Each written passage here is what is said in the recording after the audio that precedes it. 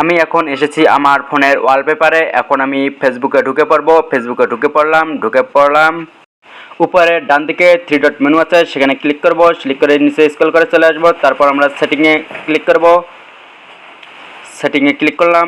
তারপর আমরা পার্সোনাল ডিটেলসে ক্লিক করব। পার্সোনাল ডিটেলসে ক্লিক করলাম। ক্লিক করার পর আমরা নিচে স্ক্রল করে চলে আসবো। পার্সোনাল ডিটেলসে ক্লিক করব। ক্লিক করলাম। তারপর আমরা 3 নম্বর অপশনে ক্লিক করব।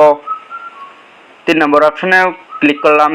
তারপর আমরা 2 নম্বর অপশন ডিলেটে ক্লিক করব। ডিলেট ক্লিক করলাম। তারপর আমার অ্যাকাউন্টটি দেখাইতেছে। এখন আমি অ্যাকাউন্টের এক কোনায় দাগ আছে, সেই দাগে ক্লিক করলাম। ক্লিক করার পর নিচে ডিলেট অ্যাকাউন্ট সিলেক্ট করে নিব। তারপর আমরা নিচে কন্টিনিউতে ক্লিক করব। ক্লিক করার পর আমরা নিচে কন্টিনিউতে আবার ক্লিক করব। আবার আমরা ক্লিক করে নিলাম।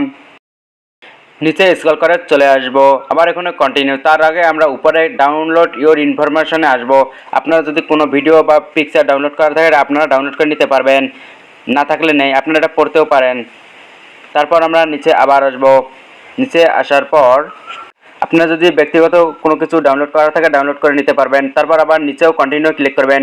কন্টিনিউ ক্লিক করার পর আবার আপনার ফেসবুক পাসওয়ার্ডটি দিয়ে দিবেন। আমি আমার ফেসবুক পাসওয়ার্ডটি দিয়ে দিতেছি। SONJOY আরও ওয়াই, সঞ্জয় রয়। আমি দিয়ে দিলাম। এখন এখানে ডিলেট অ্যাকাউন্ট লেখা চলে এসেছে। আমি এখন এখানে ক্লিক করলে ডিলেট হয়ে যাবে এবং উপরে লেখা আছে 30 দিন পর এটি ডিলেট হয়ে যাবে।